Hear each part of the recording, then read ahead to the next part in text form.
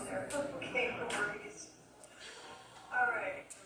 Okay, well, thank you so much for setting up this session. I think it's really cool. I've been trying to see how many virtual meetups can be arranged with especially with writers groups and organizations, conferences and things. And it's really good. Anyhow, I'm Diane Wall. I am currently living in Nova Scotia, retired, although the magazine On Spec is still strictly an Alberta magazine. I've got editors in France, I've got editors in Prince George, I've got editors in Edmonton, they're all over the map, but we publish out of Edmonton, we're proudly Alberta.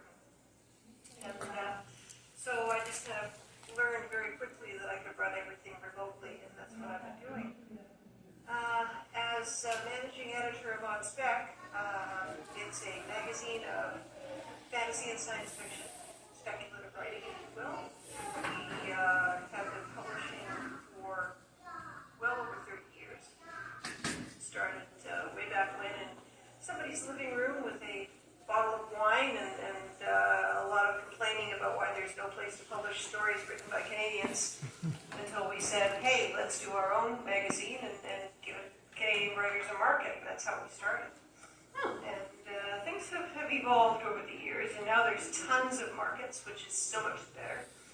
And we're still hanging in there. That's all amazing. Mm-hmm. Yeah.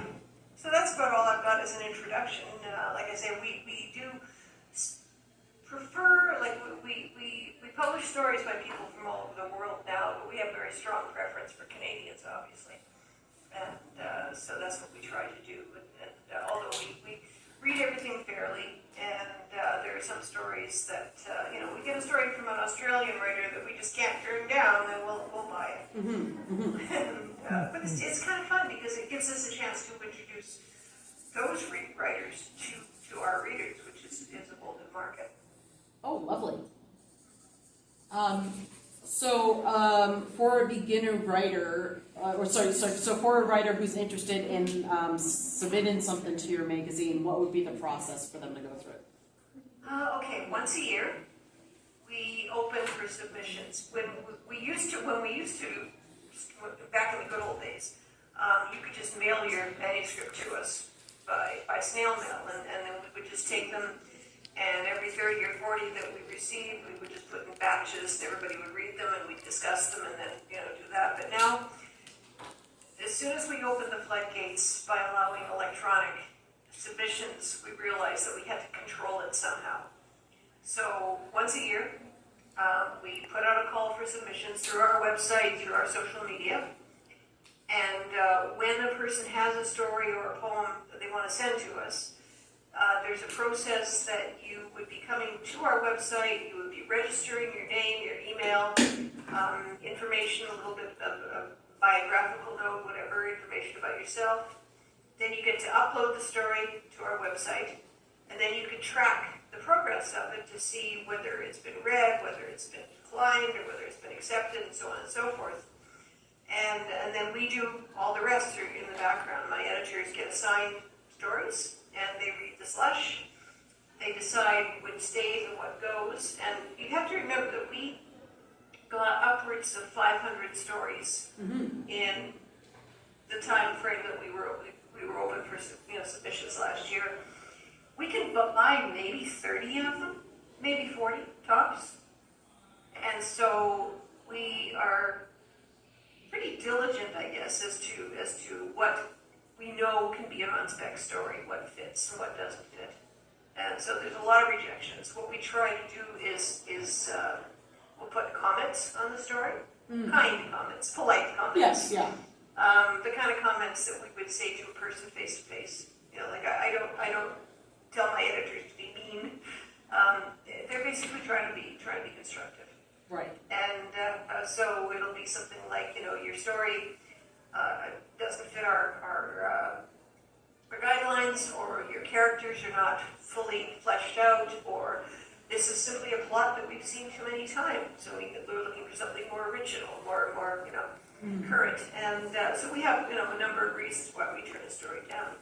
But everybody gets a fair shake, and then the stories that we purchased, we'll contract to buy them. We buy the rights, one-time rights to use the story, and we pay. And then the story eventually gets put into an issue and gets published. Oh, lovely. So is it all online publication now, or do you guys still have some physical? No, we're still, fingers crossed, we're still in print. Good. We do, thanks to the Alberta government, the cultural industries branch of Alberta Culture, or whatever the ministry is called now.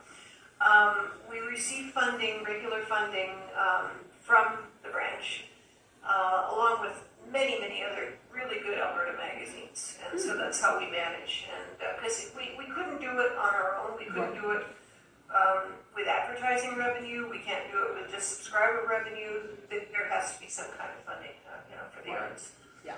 And so we're just waiting right now to see what they're going to give us, if they're giving us anything this year, and then we'll make our minds up from that point on. But so far, we're still in print. Oh, excellent. Yeah, and like you said, you can easily access it with our library membership. That's correct. Which is Alberta has a fabulous. really good deal. So it's, yeah, what I just know is it's part of the online package that Parkland has. So Yeah. with Alberta libraries, that we're divided into regions. So we're Parkland region, and we're separate from Calgary and Edmonton, but we would probably all have access to it. Right. Yeah. Right. Yeah. And it's good for us because we do get some royalty payments for that. Ooh, lovely. And yeah, I thought so. That's good. It's good for me. And so we're quite happy that the department is still putting that funding in. But again, with government and budgets, you never know from one year to the next what their budget's going to look like. So we just keep our fingers crossed. Right. That makes sense. What's your favorite area of what do you like the best about your job as an editor? Do you have a favorite area of fiction you like to read, or is it just exciting in general? My favorite type of fiction is usually tends more to be more on a little bit on the quirky side. Oh, okay. Okay, I'll give you an example. Last year, I think we published a story, a very short little piece called "Hairstyles for the Apocalypse." And I can see that. This particular piece of work, it was a lovely little story. Yeah. The main character is sitting at her hairdresser, getting her hair colored, and it's a long time coming, and she's got this appointment, and she's sitting there, and she's got all it's all been washed and had some color put in, and she's just waiting for the rinse out and the blowout and everything else. And outside the salon, the world is coming to an end, basically. The apocalypse hits. There's no rhyme or reason for these stories. This is just, you take it on faith that either there's a zombie breakout or there's things falling apart or whatever the case may be, but the apocalypse is happening. And she's so self-absorbed that she's determined that she's going to get this hair done. Come hell or high water, basically. And so it's hilarity ensues. That's how the story goes, and it was quite charming, and I just fell for it right away. Oh, lovely. But we like people stories. We like character-driven work. We like interesting characters. We're not so much in the lasers in space kind of thing. Although we've done a few of those, every so often. Because one of my editors really likes that stuff. And so we pick and choose the stories based on everybody's different tastes, so that our editorial taste kind of matches the reader's taste throughout. Interesting. Richard, do you have a question? Have you submit a story, be like just part of the story? I'm sorry? They're like just part of the story.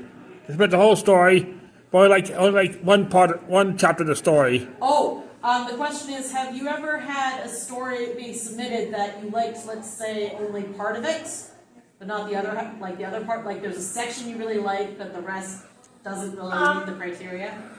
Well, quite frequently that happens. Especially if somebody sends us something really long. We will find that we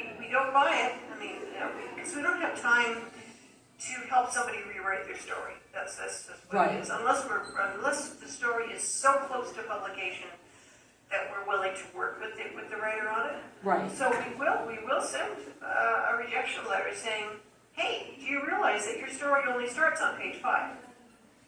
Cut out the stuff at the beginning. Right. You know? Or the story doesn't end properly. It hasn't got a good resolution, so fix the ending. So we do get a lot of that. If that's what the question meant. Yeah, sort of. Yeah, gotcha. In general, just for folks that might not know this, what is the structural specifics for what a short story is, maybe? Well, our guideline is kind of just for us. It's basically no more than 6,000 words. That's a given. Having said that, if it's a writer that we've published before, or a writer that we know is a darn fine writer, and if they ask us ahead of time, we've actually published stories much longer than that. But that's just, it's our party, right? We do what we want. So, but for the average writer that's sending us something for the first time, no longer than 6,000 words, and you can pretty much assume that 1,000 of those words can be thrown away easily, because people just tend to be a little bit wordy. Right. But we do like flash fiction. Again, we're pretty picky about flash fiction. So even something that's 400 or 500 words long, if it works, it works. Right. And so, but the hard rule, you know, for somebody new to us who hasn't cleared it with us to begin with is the 6,000 words.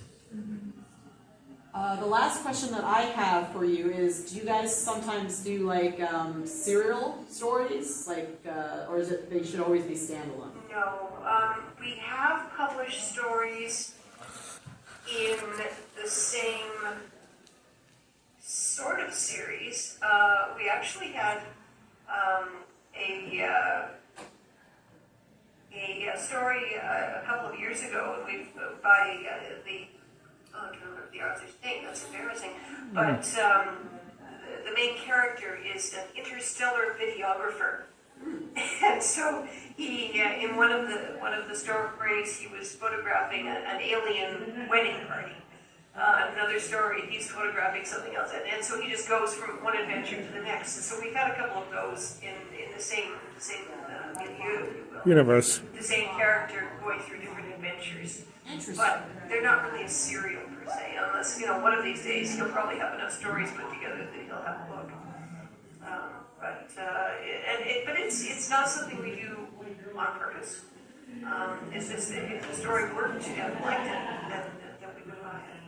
But no, we don't take a novel, let's say, and break it into 4 pieces or anything like that.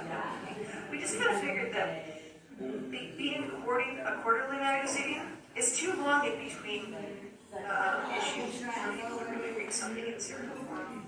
That makes sense. We never did. All right, Diane, that's all the questions I have from the room, actually. I know it's much shorter than we anticipated, but is there anything else you'd like to add? Well, I don't know. I suppose one thing that people can do is come to our website, okay, onspec.ca, Okay. and sign up for the little subscribing to kind of, it's a newsletter, a blog, whatever you want to call it. Yeah. And that way you will know when we're open to submissions. I will. And also, any news that we post on the website, you'll get an email. Fabulous. Yeah, I will definitely mention that on our Facebook page, the library Facebook page. I think that we have a writers group, and so I think they would be very interested in that. Yeah, perfect. Yeah. And I'm hoping that more people are reading On Spec through the library. I think that it is very cool. Mm-hmm. The more use of the library, the happier I am. Awesome. So thank you so much for coming. Well, thank you for putting this. And thank you for dealing Have a with great rest of the day.